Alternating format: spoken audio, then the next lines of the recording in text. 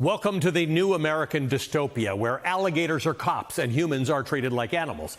This might sound like an allegory dreamed up by George Orwell for my Velshi book club, but it's not. This was a real tweet posted on the official White House Twitter page. AI alligators sporting ice hats and a man assumed to be Donald Trump standing behind them. Alligator Alcatraz, make America safe again. Deep in the swamplands of Florida, far from civilization, is a virtually abandoned 39-square-mile airfield. It's surrounded by deadly wetlands and predators of the marshy Everglades, pythons, swarms of mosquitoes, and hundreds of alligators that roam the area. This is now the site of a new migrant detention center dubbed Alligator Alcatraz. According to Governor Ron DeSantis of Florida, the facility will have the capacity to accommodate about 3,000 detainees when it's fully operational. The first group of migrant detainees arrived on Wednesday. The facility did not exist even last week. It was hastily constructed in a matter of days. Florida's Attorney General James Othmeier says the facility will mostly consist of tents and trailers. No brick and mortar construction required, which seems not great for Florida's stifling summer heat and humidity and a hurricane season that's predicted to be worse than past years. The roughly 11,000-foot airstrip, which has been used mainly for training purposes, is going to serve as Florida's private airstrip to fly detainees into the facility and ship them out on deportation flights. As Othmeier proudly puts it, it's a one-stop shop to carry out Donald Trump's mass deportation agenda. As for security, according to the Associated Press, the facility will be equipped with more than 200 security cameras, more than 28,000 feet of barbed wire, and 400 security personnel. But President Donald Trump, Governor DeSantis, and other proponents of Alligator Alcatraz are counting on the isolation of the area and its natural habitat to further boost security, which is where the alligator cops come in. We have a lot of bodyguards and a lot of cops that are in the form of alligators. You don't have to pay them so much. But I wouldn't want to run through the Everglades for long. It might be as good as the real Alcatraz site. You know, it could be. Well, that's a spooky one too, isn't it? Huh? That's a tough site. With the Alligator Alcatraz, is the idea that if some illegal immigrant escapes, they just get eaten by an alligator or a snake or something? I guess that's the concept. This is not a nice business. I guess that's the concept. If snakes are fast, but alligators are, but we're going to teach them how to run away from an alligator, okay? If they escape prison, how to run away. Don't run in a straight line. Run like this. And you know what? Your chances go up about 1%. President of the United States delighting in the prospect of immigrants being eaten by alligators. A sick and twisted fantasy come to life. In a tweet, Benny Johnson, a MAGA YouTuber, likened it to Jurassic Park, but in a cool way, I guess.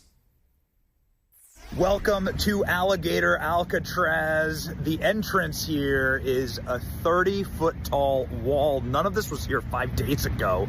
It's got razor wire on the top. Just unbelievably impressive. Not a fun place to be put in prison. You do not want to go here. I'm getting swarmed by mosquitoes right now, and we saw at least 30 alligators on our way in driving.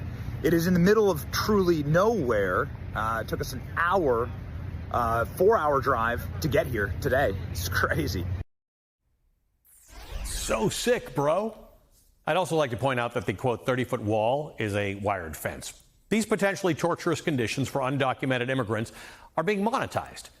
It's as depraved as you can imagine. The Republican Party of Florida pushed out this campaign email last week saying in part, quote, the feds have green-lit Alligator Alcatraz, Florida's gator-guarded, python-patrolled prison for illegal aliens who thought they could game the system. Surrounded by miles of swamp and bloodthirsty wildlife, this ain't no vacation spot. It's a one-way ticket to regret for criminals who'll wish they'd self-deported. And then there's the option to snag your swag because, yes, of course, they're selling merch. They're always selling merch. For just $15, you can have your very own Alligator Alcatraz beer koozie. There's nothing funny about this. This is sadistic glorification of human pain and suffering. These policies and the celebration of them are meant to impose incredible anguish on thousands of humans. And if you think they're just going to target the most dangerous criminals, think again.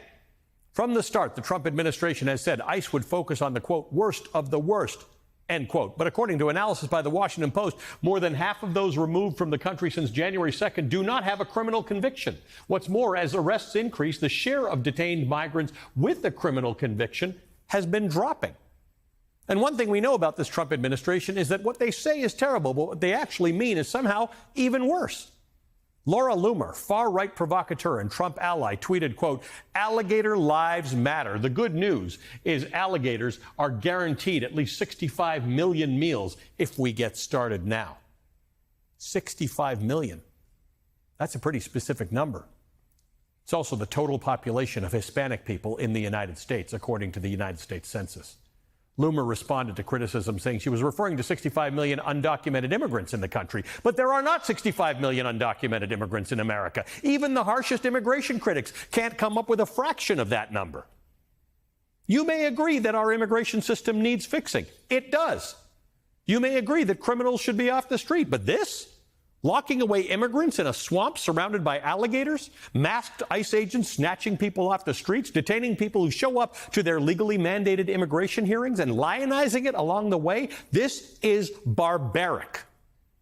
These are human beings, whether they're criminals or immigrants or otherwise. This is not how civilized societies act. There's no mincing words here. The cruelty is the point. If a group of people is being relentlessly dehumanized, the public will start to believe those people do not deserve to be treated like humans. And history tells us that is a recipe for disaster. This is not us. This is not America.